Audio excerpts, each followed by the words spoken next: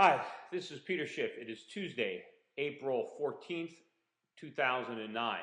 First, let me talk a little bit today about the retail sales numbers that came out and apparently disappointed people on Wall Street who were surprised by the drop in retail sales. I mean, first of all, what do people expect? We need retail sales to drop.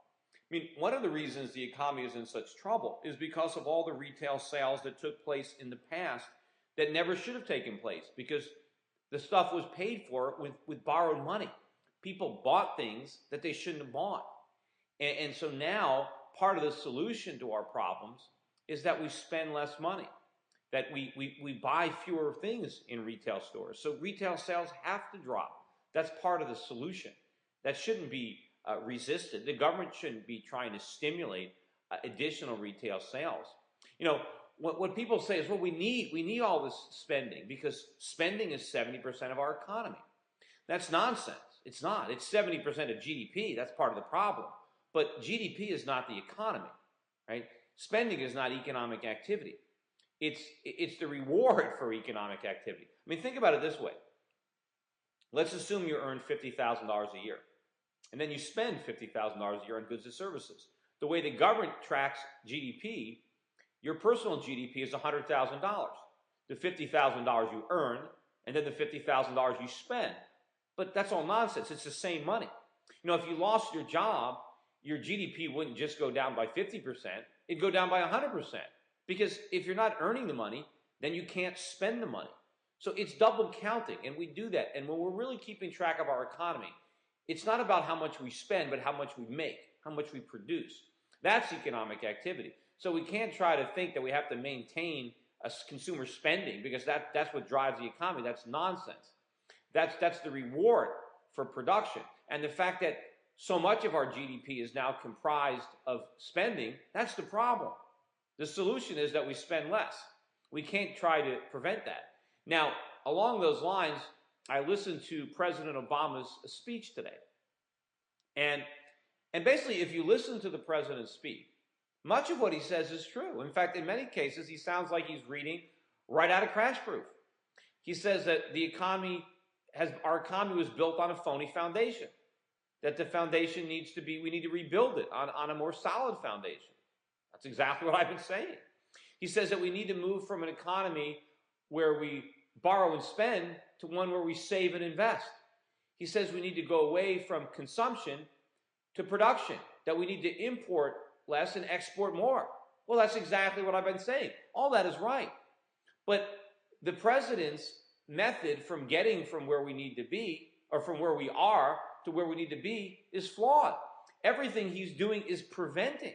His plans are preventing that solid foundation from coming into existence. I mean, first of all, what does he want to do? He wants to stimulate more spending, right?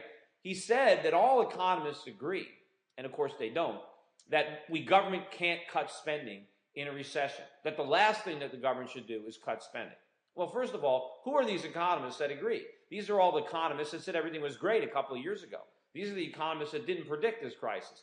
The economists who did predict it, like myself, those of us in the Austrian school, we know that the government needs to cut spending, so we don't agree. See, what Barack Obama is trying to do is compensate for the fact that Americans are spending less. But we don't want to compensate for that. That's basically undoing all the good things that we're doing. Barack Obama pointed out that Americans' families are gathering around their dinner tables, and they're making the hard choices. They're cutting spending. They're recognizing that they don't have the wealth that they thought. Their house is not worth as much as they thought. They haven't saved enough, and so they're going to cut spending. That's all good. But now Barack Obama wants to undo that by having the government take on debt in their name, by spend money for them. Because remember, if individual families are broke, then the government is broke. Because the government can only get the money from the people. So if the people are too broke to spend, the government is too broke to spend in their place.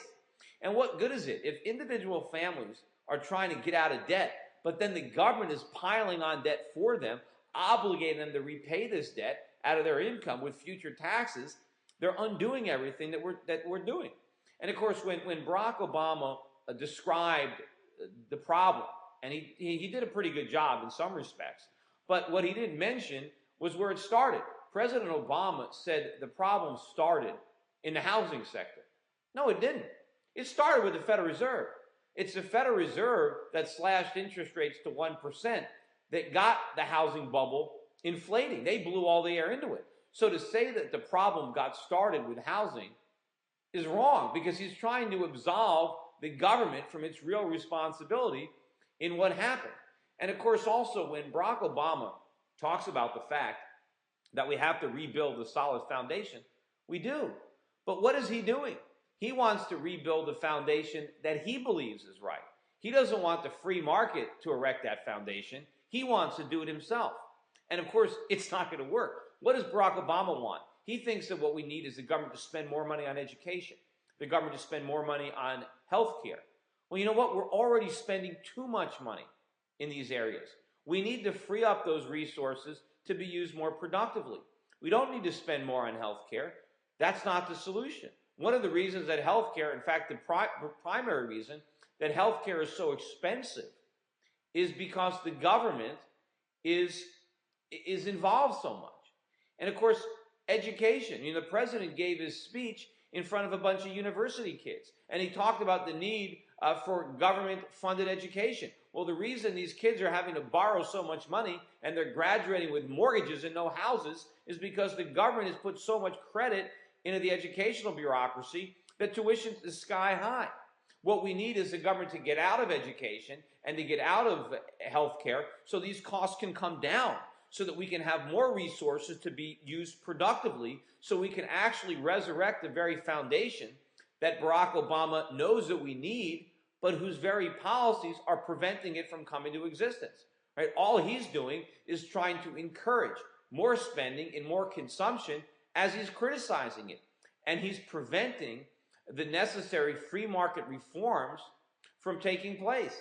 And then, of course, you know, later on in the day, I saw Ben Bernanke, I guess, who was also speaking today, fielding questions about the economy, about inflation, and about the dollar. And once again, he's still as clueless. He still thinks that inflation isn't a problem, that they're going to be able to deal with it later on.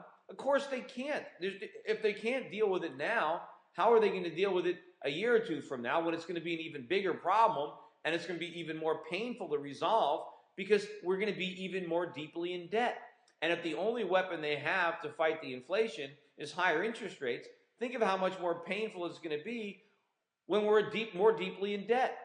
Look at all the debt that the government is accumulating now. Think about how much more expensive it's going to be to service that debt if the Fed's going to raise interest rates.